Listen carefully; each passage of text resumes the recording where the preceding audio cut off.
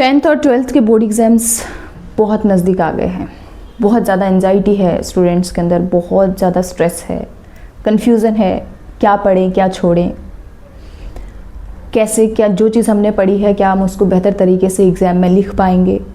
ये बहुत सारे डाउट्स, कुछ कन्फ्यूज़न, कुछ एंजाइटी, ये सारी चीज़ें इनको कैसे दूर करना है, इन सभी को लेकर मैं ये वीडियो लेकर आई हूँ। और योग इसमें आपकी मदद कैसे कर सकता है वो सब हम इस वीडियो में जानेंगे। लेकिन उसको जानने से पहले मैंने वो सारी चीज़ें, पहले वो पॉइंट्स मैंने ढूंढने की कोशिश की है कि ये जो स्ट्रेस, एंजाइटी और ये जो कन्फ्यूज़न है ये क्यों क्रिएट हो रहा है। मैंने पहले वो पॉइंट्स जानने की कोशिश की है और ये जो कोशिश मैंने की है, मैंने टीचर्स और पेरेंट्स से बात की है, मैंने उनकी राय जानी है कि क्या क्या प्रॉब्लम्स, और बच्चों से भी मैंने बात की जो 10th 12th के बच्चे हैं कि क्या क्या प्रॉब्लम्स अभी आपको आ रही है।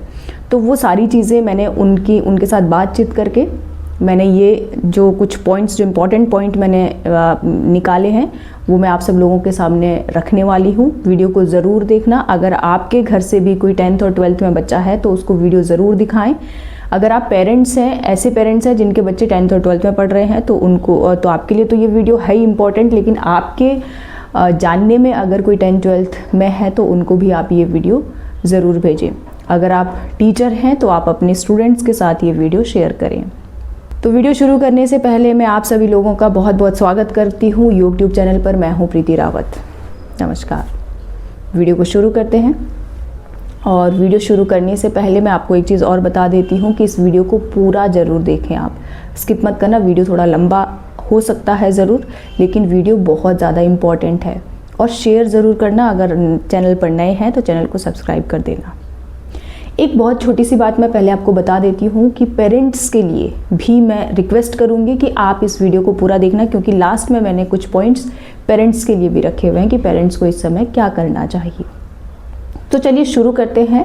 सबसे पहले हम जानते हैं कारण क्या है, क्या प्रॉब्लम्स हैं, क्या इश्यूज़ हैं जिस वजह से बच्चे इस समय बहुत ज़्यादा स्ट्रेस में है, एंजाइटी उनको फील हो रही है और बहुत कन्फ्यूज़न है, बहुत ज़्यादा। मतलब ऐसे हो रहा है कि इस दिमाग को अगर निकाल के धो लिया जाता तो शायद और बेहतर हम कर पाते। चलिए जानते हैं। सबसे पहली जो प्रॉब्लम मैंने देखी, मैंने जब बात की और सबसे ज़्यादा बच्चे से भी, पेरेंट्स से भी और टीचर्स से भी जो सबसे बड़ी प्रॉब्लम निकल के आई है जब उन्होंने बताया, टाइम मैनेजमेंट सबसे पहली प्रॉब्लम। दूसरा, इनकम्प्लीट सिलेबस। यहाँ पे मैं थोड़ा सा पहले ही क्लियर कर देना चाहती हूँ कि इनकम्प्लीट सिलेबस स्कूल की तरफ से नहीं, बल्कि बच्चे अपनी तरफ से जो उनको पढ़ना था वो कंप्लीट नहीं कर पाए हैं। स्कूल वाले तो अपना सिलेबस प्री बोर्ड से पहले ही, बहुत पहले ही कंप्लीट करा चुके होते हैं, लेकिन बच्चे जो खुद से नोट्स बनाना चाहते हैं वो सिलेबस अभी तक उनका कंप्लीट नहीं हुआ है। दूसरा पॉइंट ये है। तीसरा है रूम का जो एनवायरनमेंट है, या हम अगर बहुत ही आम भाषा में कहें तो माहौल। वो बोर्ड एग्ज़ाम में बच्चों के लिए क्या माहौल होना चाहिए वो माहौल नहीं बन पा रहा है बच्चे का। और इसके बाद फोर्थ जो सबसे बड़ी प्रॉब्लम जो बच्चे ने मुझे बताई वो है कि नींद प्रॉपर नहीं आ पा रही है, नींद की क्वालिटी बिगड़ रही है, डिस्टर्ब स्लीप है, जिसकी वजह से क्या हो रहा है, हेल्थ इश्यूज़ हो रहे हैं। कभी हेडेक हो रहा है। सोचो 10th और 12th के बच्चे को, क्योंकि नींद पूरी नहीं है, स्ट्रेस है, एंजाइटी है, तो उस वजह से उसको वो थोड़ा सा सिर भारी सा लग रहा है, आँखों में पेन हो रहा है, आँखें दर्द कर रही है क्योंकि बहुत देर तक पढ़ना पड़ रहा है। गांव के बच्चों को किस लेवल पे दिक्कत आ रही है, तो उनको इलेक्ट्रिसिटी प्रॉब्लम सबसे बड़ी इशू हो रहा है, क्योंकि दिन में उन लोगों को पढ़ाई का टाइम नहीं मिल पाता है, बहुत सारा काम रहता है। लेकिन रात को अगर बच्चा, वैसे तो बच्चा थक के सो जा रहा है, लेकिन अगर पढ़ने का उसे टाइम मिलता भी है और वो मन बना के बैठ भी जा रहा है पढ़ने के लिए, तो वो जो प्रॉपर लाइट होती है वो बच्चे को नहीं मिल पा रही है। दूसरा है, उसको वो सारी सुविधाएं नहीं हैं जो एक शहरी बच्चे को मिल पाती है आराम से, वो सुविधा उसको प्रॉपर नहीं मिल पा रही है। और क्राउडेड रूम होते हैं। क्राउडेड रूम से मेरा मतलब है कि उसको एक अलग स्पेस नहीं मिल पा रहा है। वो उसे अगर पढ़ना है तो वो घर वालों के साथ में बैठ के ही कहीं एक कोने में जाके बैठ के पढ़ रहा है। और कोई ऐसा रूम नहीं है कि, और अगर एक आध रूम कोई है भी तो ऐसा है कि जहाँ पे घर वाले बात कर रहे हैं उसको वो सारी बातें सुनाई दे रही है तो उसका ध्यान बार बार उधर जा रहा है। कुछ ऐसा नहीं है जहाँ पे वो एकदम शांत होकर अपनी पढ़ाई कर सके। ये सारी दिक्कतें आ रही है।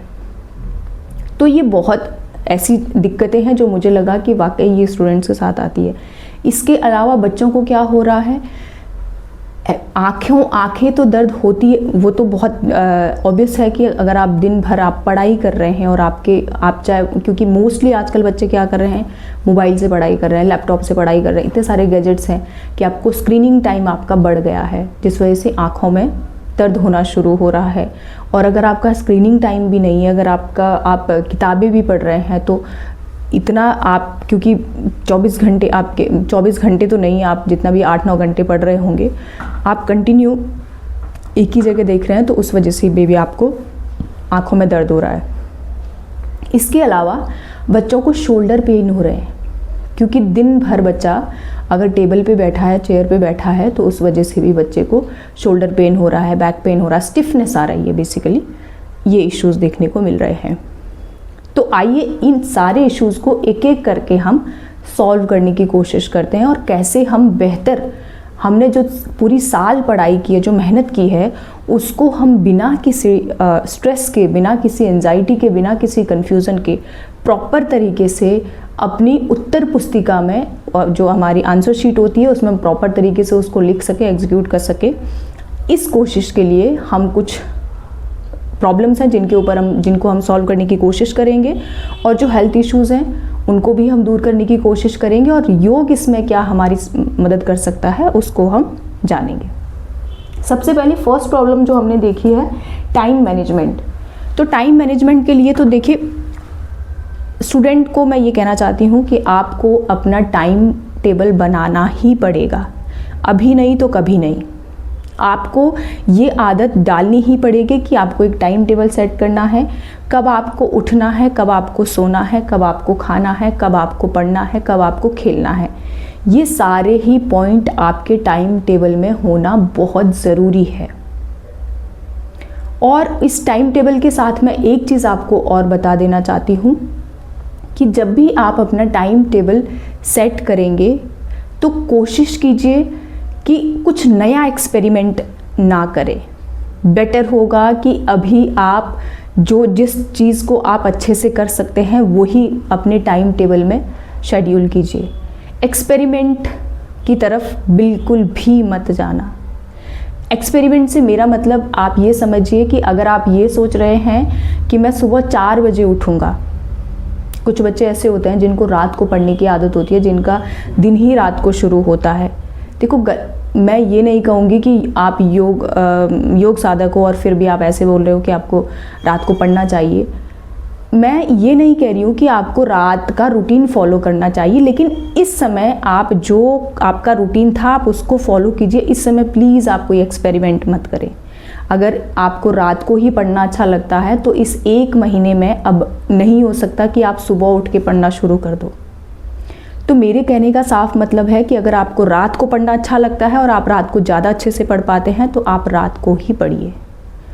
एक्सपेरिमेंट बिल्कुल भी मत करना कि नहीं मैं 11 बजे सोऊंगा और सुबह 4 बजे उठूंगा। हो सकता है वो इतने जल्दी आपका शरीर उसको अडेप्ट ना कर पाए और एग्ज़ाम एकदम आपके सर पे है। तो अभी ये एक्सपेरिमेंट मत करना। जो आपका बॉडी एक्सेप्ट कर चुकी है अभी आप उसके साथ ही जाइए। जब आपके एग्ज़ाम ख़त्म हो जाएंगे उसके बाद आप अपने बॉडी को एक सही दिशा की तरफ लेकर जाएं, वो अच्छा टाइम रहेगा। लेकिन अभी किसी भी टाइप का कोई एक्सपेरिमेंट ना करें तो बेटर होगा, क्योंकि ये एक्सपेरिमेंट के लिए अभी टाइम नहीं है। अभी आपके पास वैसे ही कम टाइम है, तो कोशिश कीजिए जो चीज़ आपके पास है अभी उसके साथ बने रहें और उसको बेहतर करने की कोशिश करें। ठीक है, तो मेरा कहने का ये मतलब है, अगर आप रात को पढ़ते हैं तो रात को ज़्यादा पढ़िए, अगर आप दिन में ज़्यादा पढ़ना पसंद करते हैं तो दिन में ज़्यादा पढ़िए। लेकिन इस समय अब टाइम फ्लक्चुएट करने की ज़रूरत बिल्कुल भी नहीं है। बट एक टाइम, अगर आप रात को भी पढ़ते हैं तो आपको वो टाइम बनाना है कि मैं 10 बजे से बैठूंगा पढ़ने और सुबह 4 बजे तक या 5 बजे तक, जो भी आपका टाइम रहता है। अगर आप दिन में पढ़ते हैं तो दिन का टाइम भी आप बनाइए, लेकिन टाइम टेबल ज़रूर बनाइए। मैनेजमेंट तभी आपका हो पाएगा। अगला जो है इनकम्प्लीट सिलेबस, तो ये जो मतलब जहाँ तक मुझे समझ में आता है, ये जो हमारा टाइम मैनेजमेंट प्रॉपर नहीं है, उसी वजह से हमारा सिलेबस भी इनकम्प्लीट है। क्यों? क्योंकि हमने अपने टाइम को डिज़ाइन ही नहीं किया, शेड्यूल ही नहीं किया है प्रॉपर तरीके से कि हम किस सब्जेक्ट को कितना टाइम देंगे, किस सब्जेक्ट को कितना टाइम देंगे, जिस वजह से क्या हो रहा है कि हमारा सिलेबस कंप्लीट नहीं हो पा रहा है। मैं आपको एक चीज़ और बता देना चाहती हूँ, अगर आपके स्टडी टेबल पे अभी भी आपके हाथ में किताबें ज़्यादा है, नोटबुक कम है, आपका हाथ बार बार किताब की तरफ जा रहा है, तो वाकई आपका सिलेबस कंप्लीट नहीं है। क्योंकि जिस बच्चे के हाथ में नोटबुक होगी वो अपना सिलेबस कंप्लीट कर चुका है। उस बच्चे को उसने पूरी साल जो हैंड रिटन नोट्स उसने बनाए हैं, शॉर्ट नोट्स, अब वही उसके हाथ में है, क्योंकि उसे पता है कि बस मुझे अब यही रिवाइज़ करने हैं, अब मुझे बुक को साइड में रखना है, जो मैंने खुद से नोट्स बनाए हैं मैं उसको ही अब पढ़ूंगा या पढ़ूंगी। तो इसीलिए उसके हाथ में वो शॉर्ट नोट्स ज़्यादा है, वो नोटबुक ज़्यादा है, वो बुक को ज़्यादा नहीं छेड़ रहा है, क्योंकि उसको पता है कि उसने वो सिलेबस कंप्लीट कर रखा है। तो अगर आपके आसपास अभी भी नोटबुक से ज़्यादा बुक है, तो वाकई आपका सिलेबस कंप्लीट नहीं है। दूसरी चीज़, मैं आपको एक चीज़ और बता देना चाहती हूँ, जितने भी बच्चे बोर्ड के एग्ज़ाम देने वाले हैं, अगर आपका सिलेबस अभी भी कंप्लीट नहीं है, मुझे नहीं लगता है कि अब इतना ही आपका, अगर ज़्यादा से ज़्यादा सिलेबस अभी भी बच रहा होगा रिवाइज़ करने के लिए, तो वो मुश्किल से 80% के लगभग होगा। जो आप जो आप रिवाइज़ कर चुके हैं वो 80% या 85% होगा। 15% ऐसा होगा जो आप अभी तक नहीं पहुँचे हैं जिसके पास। लेकिन वो 15% सिलेबस ऐसा नहीं है कि आपने उसको एक भी बार नहीं पढ़ा है। स्कूल में तो एटलीस्ट आपका कंप्लीट हो ही चुका है, तो आप उससे बिल्कुल, ऐसा नहीं है कि आप बिल्कुल ही उससे एकदम अलग कट ऑफ है कि आपको नहीं पता है कि ये क्या चीज़ है, ये क्या आ गया, एकदम आपके लिए वो नया होगा, ऐसा नहीं है। आपको उसमें से भी बहुत सारी चीज़ें आती है। हाँ, वो एक अलग बात है कि आप वो रिवाइज़ अभी तक नहीं कर पाए हैं। अगर एग्जामिनेशन टाइम में ऐसे होता है कि एग्जामिनेशन हॉल में आप गए और वहाँ से क्वेश्चन आ गया जो आपने टच नहीं किया था, और हो सकता है वो लॉन्ग क्वेश्चन हो, शॉर्ट क्वेश्चन है तो उसमें हम कुछ नहीं कर सकते, शॉर्ट क्वेश्चन मुश्किल से 1-2 नंबर का जो भी होगा वो जाएगा फिर आपका। लेकिन अगर लॉन्ग क्वेश्चन है तो आपको ब्लैंक नहीं छोड़ना है। आपको एटलीस्ट, अगर वो क्वेश्चन लॉन्ग आंसर है तो आपको वो टॉपिक तो एटलीस्ट याद, उस चैप्टर का क्या टॉपिक है वो आपको याद होगा, और जितना भी आपको याद है उतना आप उसमें मोस्ट इम्पॉर्टेंट चीज़ें लिख के आना, जो भी आपको याद है। हो सकता है आपको उसमें कुछ नंबर मिल जाए, तो ये आपको ध्यान देना है, ठीक है। अब आते हैं हम, तो मेरे बोलने का सीधा सा मतलब ये है कि अगर अभी तक भी आपका सिलेबस कंप्लीट नहीं है तो टेंशन बिल्कुल भी नहीं लेनी है। अभी भी वैसे आपके पास टाइम है, लेकिन अगर तब भी आपको एग्जामिनेशन हॉल में जाने के बाद भी आपको ऐसा लगता है कि अरे ये वो क्वेश्चन आ गया जहाँ तक मेरा सिलेबस अभी तक पहुँचा ही नहीं था, रिविज़न नहीं पहुँचा था, तो भी आप उसको खाली मत छोड़ के आना। एटलीस्ट आपने एक दो बारी तो क्लास में उस चैप्टर को पढ़ा हुआ है। अब नेक्स्ट जो प्रॉब्लम थी हमारी, उसके पास चलते, वो है रूम एनवायरनमेंट। बहुत इंपॉर्टेंट है। देखो, इसमें मैं थोड़ा सा टाइम लूँगी, समय लूँगी। रूम एनवायरनमेंट बहुत ज़रूरी है। आपका जो स्टडी रूम है उसमें जाके आपको वो माहौल मिलना चाहिए। आप जब अपने रूम के अंदर जाते हो, स्टडी रूम के अंदर जब जाते हो, तो आपकी वॉल भी आपको वो करेजियस फील कराए पढ़ाई के लिए, ऐसा रूम का एनवायरनमेंट होना चाहिए। आपके रूम में कोई भी ऐसे गैजेट्स नहीं होने चाहिए जो आपको डिस्ट्रैक्ट कर रहे हों। आपके स्टडी टेबल पे बुक्स और नोटबुक के अलावा पेन, जो भी, जितना सुंदर आप अपना स्टडी टेबल रख सकते हैं उतना सुंदर रखिए, ताकि आपका पढ़ने का मन करे।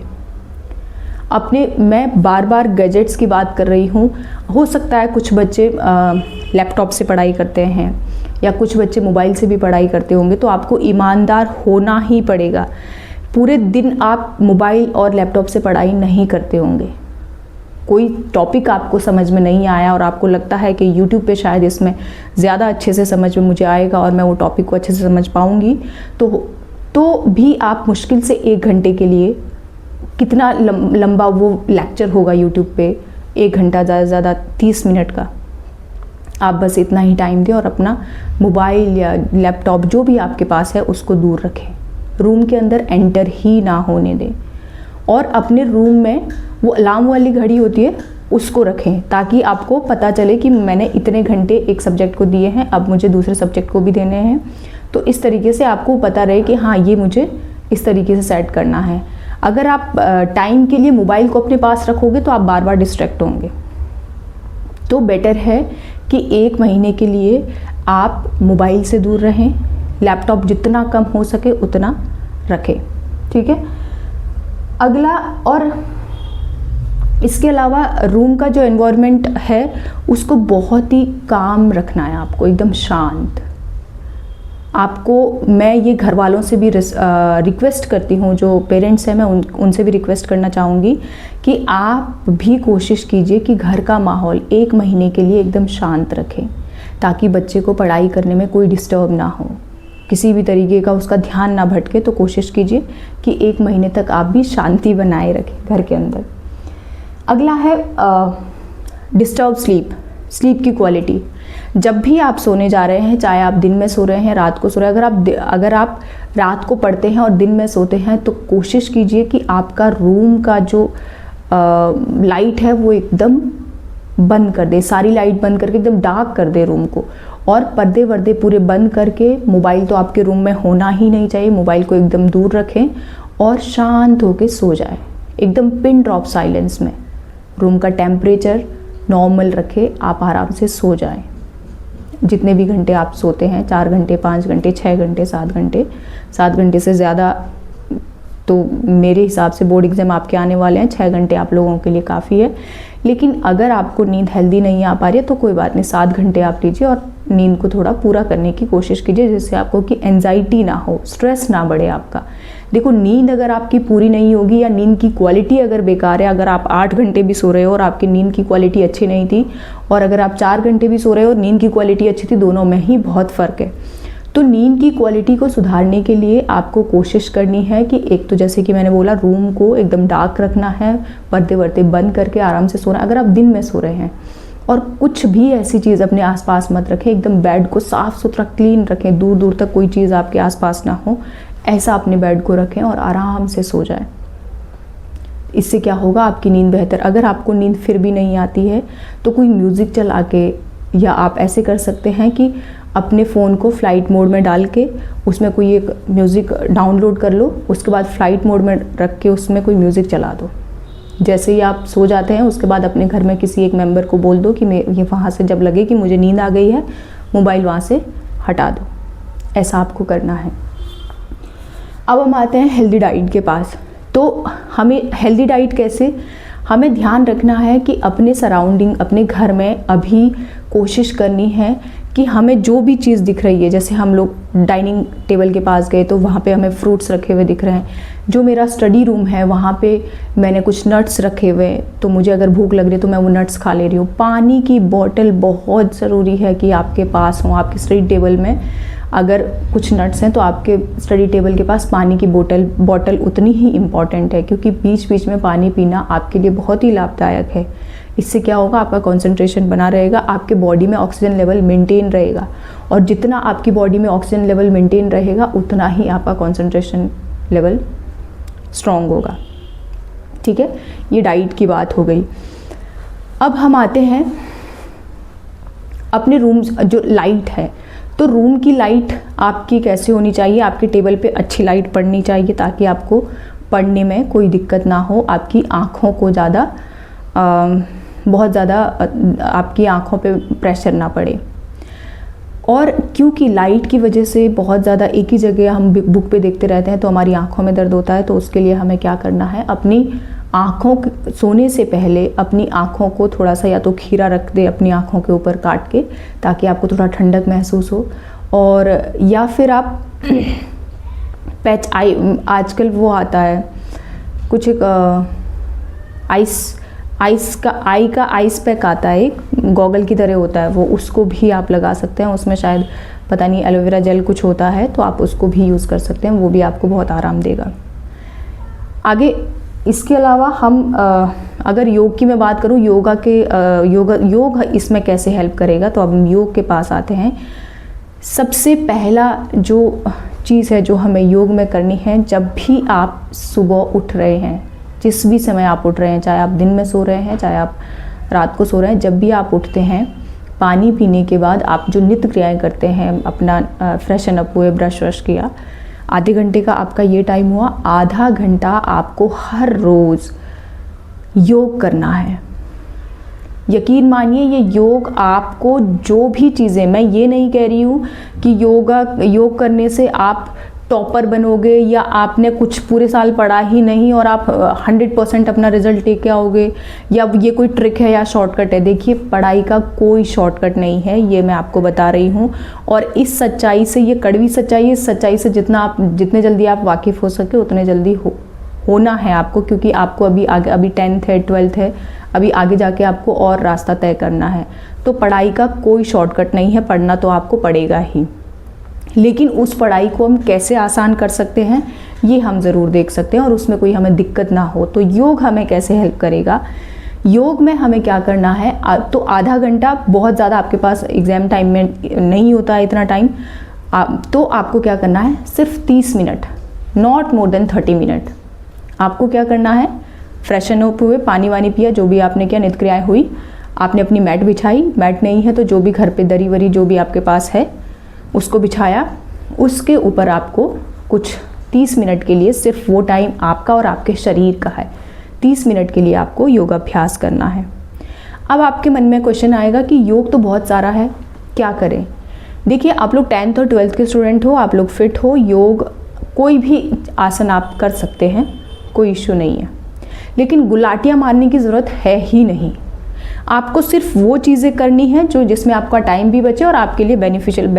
आपको ऐसा नहीं है कि आपको कोई, आप आसन करोगे तो आपको दिक्कत हो जाएगी, आपके साथ कोई ऐसा हेल्थ इशू नहीं है, लेकिन क्योंकि आपके पास टाइम कम है, आपको गुलाटियाँ नहीं मारनी है, आपको ऐसे चक्रासन नहीं करना है, आपको हलासन नहीं करना है, आपको मयूर आसन नहीं, उन सब चीज़ों के लिए आपको सिर्फ अभी काम और कंपोज रहने के लिए आपको कुछ सेलेक्टेड आसन करने हैं, जो मैं आपको बताने जा रही हूँ।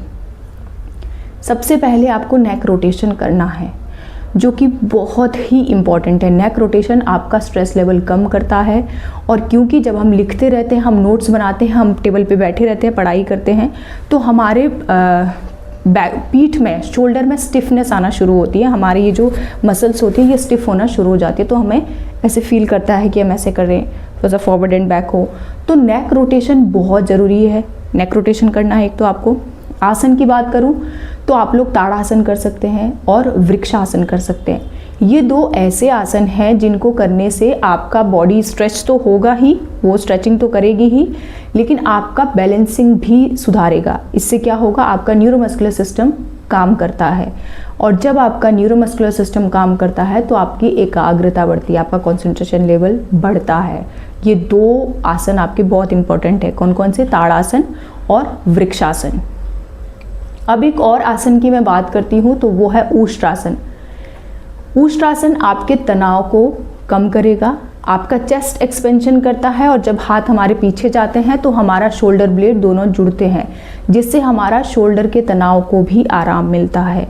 हमारे शोल्डर की जो मांसपेशियां हैं वो रिलैक्स होती है, हमारी बैक रिलैक्स होती है, और चेस्ट एक्सपेंशन जब होता है तो हमारी ब्रीदिंग क्वालिटी भी सुधरती है, और अगर हमारी ब्रीदिंग अच्छी है तो हमारा ब्रेन शांत है। तो ऊष्ट्रासन तनाव को ख़त्म करता है।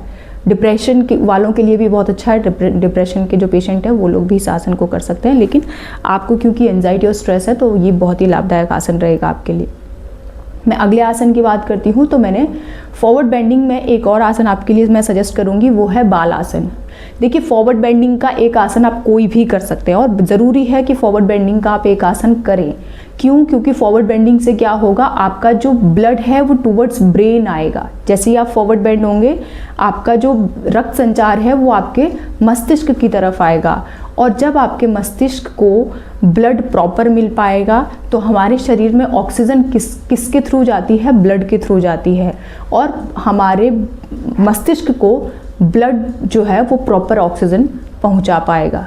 अगर ब्रेन को प्रॉपर ऑक्सीजन मिल रही है तो वो थॉट्स बहुत ज़्यादा नहीं लाएगा आपके ब्रेन में, वो स्ट्रेस और एंजाइटी को दूर करेगा आपसे। क्यों? क्योंकि उसको प्रॉपर ऑक्सीजन मिली हुई है और वो फोकस्ड होकर बिल्कुल काम करेगा, वो वही इन्फॉर्मेशन आपके ब्रेन में आने देगा जो आप लाना चाह रहे हैं। तो फॉरवर्ड बेंडिंग मैंने यहाँ पे बालासन आपको सजेस्ट किया है, बालासन कीजिए। उससे क्या होगा कि एक तो आपके शोल्डर रिलैक्स हो जाएंगे, क्योंकि आप बहुत देर तक पढ़ते हैं और स्टिफनेस होती है आपके बैक पे, आपके स्पाइन में और आपके शोल्डर में, तो उनके लिए भी अच्छा है, आपकी आंखों के लिए अच्छा है, क्योंकि आंखों में भी बहुत दर्द होता है। तो आप आंखें बंद करके, हेड डाउन करके बालासन में जा सकते हैं। और जैसा कि मैंने आपको बताया, रक्त संचार के लिए तो ये आसन है ही अच्छा, तो आपको स्ट्रेस और एंजाइटी दोनों से ही ये दूर करेगा। लेकिन अगर आपको बालासन नहीं करना है तो इसके अलावा शशांक आसन आप कर सकते हैं, पादहस्त आसन कर सकते हैं, वो भी फॉरवर्ड बेंडिंग का आसन है, और पश्चिमोत्तान आसन भी आप कर सकते हैं, वो भी फॉरवर्ड बेंडिंग का आसन है। प्रणाम आसन भी आप कर सकते हैं, वो भी फॉरवर्ड बेंडिंग का आसन है। तो ये कोई भी एक आसन चूज़ कर लीजिए। बालासन मैंने इसलिए चूज़ किया है क्योंकि आप लोग फिट हैं, आप सारे आसन कर सकते हैं, लेकिन बाल आसन में आपको लाभ ज़्यादा है, आपका बैक भी रिलैक्स हो रहा है, उसमें शोल्डर भी रिलैक्स हो रहा है, और जिस चीज़ के लिए आप करना चाह रहे हैं वो भी आपको मिल रहा है। यानी कि आप चाह रहे हैं कि आपका जो ब्लड सर्कुलेशन है वो टुवर्ड्स ब्रेन आए, तो वो भी आपको मिल रहा है। तो जब एक आसन से हमें कई सारे लाभ मिल रहे हैं तो हम बेटर है कि अब उसी आसन को पकड़े। ठीक है, अब हम आते हैं प्राणायाम की तरफ। प्राणायाम में हम अनुलोम विलोम कर सकते हैं। ठीक है, हम लोग भस्त्रिका प्राणायाम कर सकते हैं, हम लोग भ्रामरी प्राणायाम कर सकते हैं। अगर मैं भस्त्रिका प्राणायाम की बात करती हूँ, भस्त्रिका प्राणायाम इतना सुंदर प्राणायाम है। अगर आप दिन में पढ़ाई करते हुए थक गए हैं, या आपका ब्रेन ऐसे हो रहा है कि यार बहुत ज़्यादा हो गया, अब तो अति हो गई है, मन कर रहा है आपका ये पेन छोड़ दो, ये बुक्स मेरे से दूर रखो थोड़ा, मैं बहुत थक गई हूँ या थक गया हूँ, तो आपको क्या करना है? कुछ नहीं करना है, रिलैक्स होकर बैठ जाइए और भस्त्रिका प्राणायाम कीजिए। मैं गारंटी दे रही हूँ, सिर्फ 30 सेकंड के भस्त्रिका प्राणायाम में आपको वो सुकून मिलेगा जिसमें आपको लगेगा कि मैं अब फिर से पढ़ सकती हूँ। 30 सेकंड, सिर्फ 30 सेकंड की मैं बात कर रही हूँ। अगर आप थोड़ा सा और देर तक करते हैं, 3-4 मिनट तक करते हैं, फिर तो आपका पूरा दिन बन गया। लेकिन सिर्फ 30 सेकंड के भस्त्रिका प्राणायाम से आपके पूरे ब्रेन का स्ट्रेस एकदम ख़त्म, आप एकदम रिलैक्स फील करेंगे, आपका मन ही नहीं करेगा कि मैं दोबारा आँख खोलूं, इतना इफ़ेक्टिव है। बात करते हैं भ्रामरी प्राणायाम की। भ्रामरी प्राणायाम बहुत इंपॉर्टेंट है, क्योंकि भ्रामरी प्राणायाम आपके ब्रेन को काम एंड कंपोज रखता है। और भ्रामरी प्राणायाम एक ऐसा प्राणायाम है जो आपके थॉट्स के सैलाब को रोकता है, उसको रोकने की कोशिश करता है, आपको एकदम कॉन्सेंट्रेट रखता है, और आपके जो स्ट्रेस है, जो एंजाइटी है, उसको दूर करता है। तो भ्रामरी प्राणायाम भी बहुत इम्पॉर्टेंट है। और दूसरी बात यह है कि भ्रामरी प्राणायाम को करने के बाद आपको क्लैरिटी मिलती है, और वो क्लैरिटी कुछ भी हो सकती है, आपको बहुत जल्दी याद हो सकता है, आपको ये समझ में आएगा कि मेरे लिए कौन सा क्वेश्चन इंपॉर्टेंट है, कौन सा नहीं इम्पॉर्टेंट है। तो भ्रामरी प्राणायाम आप ज़रूर करें। अब हम आते हैं मेडिटेशन की तरफ। अच्छा, अगर आपको ये प्राणायाम, मैं फिर से प्राणायाम के, अगर आपको ये प्राणायाम कोई भी समझ में नहीं आता है तो आपको कुछ नहीं करना है। आप आराम से आंख बंद करके ब्रीदिंग पर फोकस करें। अपनी सांस लेते हुए पेट को बाहर की तरफ फुलाना है, सांस छोड़ते हुए पेट को अंदर की तरफ लेकर जाएं। जब आप ऐसे कर रहे हैं तब आपको काउंटिंग शुरू करनी है, और वो काउंटिंग आपकी रिवर्स काउंटिंग होनी चाहिए। यानी कि सांस ली 30, सांस छोड़ी 30, सांस लेना और छोड़ना एक ही हुआ, फिर सांस ली 29, सांस छोड़ी 29। इस तरीके से आपको रिवर्स काउंटिंग करनी है, और अपने स्टमक को ध्यान रखना है कि सांस लेते हुए मुझे पेट को बाहर फुलाना है और सांस छोड़ते हुए अंदर लेकर जाना है। आपको अगर कोई प्राणायाम नहीं भी आ रहा है और आप ये प्रैक्टिस करते हैं तो भी आपके लिए बहुत इफ़ेक्टिव है। अब हम आगे बढ़ते हैं मेडिटेशन की तरफ। हाँ, तो मेडिटेशन आप म्यूज़िक के साथ कर सकते हैं। उस म्यूज़िक का कोई सुर पकड़ के आप उसके साथ मेडिटेशन कर सकते हैं। आप ओम चैंटिंग के साथ मेडिटेशन कर सकते हैं, या फिर आप अगेन अपनी सांसों पर फोकस करके भी मेडिटेशन कर सकते हैं। आप त्राटक भी कर सकते हैं, बहुत इंपॉर्टेंट है आपके लिए, आपकी आँखों के लिए भी अच्छा रहेगा और आपका मेडिटेशन के लिए भी अच्छा रहेगा। इसके अलावा हम लोग योग निद्रा का अभ्यास कर सकते हैं, वेरी इंपॉर्टेंट। जिन लोगों की स्लीप डिस्टर्ब है, जिन लोगों को नींद अच्छे से नहीं आ पा रही है, या रात को नहीं सो पा रहे हैं, या सोने का टाइम कम मिल रहा है, आप लोग अगर 30 या 45 मिनट का अगर योग निद्रा का अभ्यास रोज करेंगे तो आपको वो 5-6 घंटे की नींद 45 मिनट में पूरी करा देगी। तो योग निद्रा का अभ्यास भी आप लोग कर सकते हैं। तो ये सारे बिंदु तो थे कि हम योग से कैसे इन चीज़ों को क्लियर कर सकते हैं, अपनी प्रॉब्लम्स को दूर कर सकते हैं। प्रॉब्लम क्या है? स्ट्रेस और एंजाइटी है, और जिसके मैंने रीज़न आपको बता दिए क्यों हो रही है। तो हम ये सब चीज़ें जानेंगे, ठीक है। अब हम आते हैं पेरेंट्स के पास। पेरेंट्स क्या करें इस समय? मेरी रिक्वेस्ट है आप सभी पेरेंट्स से, आप, ये सिर्फ बच्चे का एग्ज़ाम नहीं है, बच्चे से ज़्यादा ये आपका एग्ज़ाम है। और ये मैंने देखा भी है अपने सराउंडिंग, मैंने पेरेंट्स को देखा है कि जब बच्चे के एग्ज़ाम होते हैं तो बच्चा इतना टेंशन में नहीं होता है जितने पेरेंट्स टेंशन में होते हैं। सिर्फ टेंशन लेने से काम नहीं होता है, आपको उनके साथ रहना पड़ेगा। मैं एक चीज़ और बता देती हूँ कि जो भी पेरेंट्स इस समय अपने बच्चे के साथ इमोशनली और प्रैक्टिकली बॉन्ड शेयर कर रहे हैं, आप यकीन मानिए उनका बच्चा जो उसने पढ़ा है वो प्रॉपर तरीके से एग्ज़ाम की आंसर शीट में लिख कर आएगा 100%। अगर उसका पढ़ा हुआ आ गया तो वो प्रॉपर तरीके से उसको आंसर शीट में लिख के आएगा। क्यों? क्योंकि उसके मम्मी पापा के इमोशंस, उसके गार्जियन के इमोशंस उसके साथ हैं। मेरी पेरेंट्स से रिक्वेस्ट है कि 1 महीने की बात है, आप अपने बच्चे के स्टडी रूम में उसके साथ बैठिए। बच्चा अगर रात को पढ़ रहा है तो आप रात को उसके साथ बैठें। बच्चा अगर दिन में पढ़ रहा है तो आप दिन में उसके साथ बैठें। मैं मानती हूँ कि पेरेंट्स का सोशल लाइफ भी होती है, इधर उधर जाना होता है। 1 महीना है, आप अगर 2 लोग हैं तो एक घर पे रहें, मम्मी का जाना ज़रूरी है तो पापा घर पे रहें, पापा का जाना ज़रूरी है तो मम्मी घर पे रहें। अगर कोई और गार्जियन है तो फिर उनकी भी, वो भी ऐसे ही फॉलो करें। लेकिन स्टूडेंट के साथ, अपने बच्चे के साथ ज़रूर रहें। अपने बच्चे को खाना एग्ज़ाम टाइम पे खुद बना के दें। अगर आपके घर में हाउस हेल्प्स भी हैं तो भी आप अपने बच्चे को खाना अपने हाथ से बना के दें, क्योंकि वो एक इमोशन होता है, वो एक पॉजिटिव एनर्जी होती है जो खाने के साथ आपके बच्चे के शरीर में जा रही है। तो कोशिश कीजिए कि आप बच्चे को फ्रेश खाना ही बना के दें। और कुछ भी उसका वो देखो, मैंने क्यों कहा कि इमोशनल बॉन्ड और प्रैक्टिकल बॉन्ड दोनों ही शेयर करना है। इस समय बच्चा हो सकता है ये बोले कि मुझे चाउमीन खाना है, मुझे बर्गर खाना है, मुझे बिस्किट खाने हैं, मुझे नमकीन खाने। आपको यहाँ पे वो पेरेंटिंग आपको दिखानी पड़ेगी। आपको इमोशनल नहीं होना है कि चलो बेटा ठीक है, मैं तेरे लिए नमकीन दे देती हूँ, मैं तेरे लिए बर्गर दे देती हूँ, जो भी है। आपको उस समय उसे हेल्दी ही खाना खिलाना है, ये आपको ध्यान रखना है। क्योंकि आपको रिस्क उठाना ही नहीं है एग्ज़ाम से। बच्चे को ऐसा ना हो कि थोड़ा सा भी अगर हेडेक भी हो गया बच्चे का तो वो टाइम वेस्ट होगा, और टाइम वेस्ट तो जो होगा वो होगा, ऊपर से उसको खुद को जो टेंशन होगी कि यार मेरे एग्ज़ाम आ रहे हैं और मैं पढ़ नहीं पा रहा हूँ, मेरा कल एग्ज़ाम है और मैं हेडेक की वजह से लेटा हुआ हूँ। तो वो अपनी तरफ से कोशिश कीजिए कि आप कुछ भी माइनस पॉइंट ना रखें। अपने बच्चे के साथ टाइम बिताएं, अपने बच्चे के साथ बैठे रहें। वो जब तक पढ़ रहा है तब तक आप भी बैठें। बहुत पेरेंट्स होते हैं ऐसे, सिर्फ ये एक महीना होता है ऐसे जब आपको बच्चे के साथ इस तरीके से रहना होता है, क्योंकि फिर आगे जाके जब बच्चा बड़ा हो जाता है उसको पता चल जाता है कि मेरे लिए पढ़ाई कितनी इंपॉर्टेंट है। और मैं, क्योंकि ये 10th और 12th ना ऐसा हो गया है कि इसमें मार्क्स भी वाकई वो परसेंट भी वो करता है कि भाई कितने परसेंट आए कितना नहीं आए। वो सारी चीज़ें भी एक साइड है, उसको हम नहीं नकार सकते हैं कि आज भी लोग अगर रिज़ल्ट आता है तो पूछते हैं कि कितने परसेंट आए, कितने, भले ही वो परसेंट आगे जाके कोई काउंट नहीं कर रहे हैं उन परसेंट को, या हम अपने बच्चे को सिर्फ परसेंट के हिसाब से ही नहीं देखेंगे। हो सकता है उसके अंदर और अच्छी क्वालिटी हो सिवाय ये परसेंट अगर उसका नहीं है, तो वो सब चीज़ों पे भी मैं नहीं जाऊँगी। लेकिन मैं आपको ये कहना चाह रही हूँ कि अपनी तरफ से कमी ना रखें। उसके परसेंट फिर क्या बन रहे हैं, वो आगे जाके क्या बनता है, वो फिर जो भगवान ने लिखा है वो होगा। लेकिन आप अपनी तरफ से किसी भी प्रकार का ऐसा कोई भी क्लू ना छोड़ें कि आपको बाद में जाके ये लगे कि यार मैं टाइम दे देती अपने बच्चे को, या मैं टाइम दे देता अपने बच्चे को, तो शायद ऐसा ना होता है।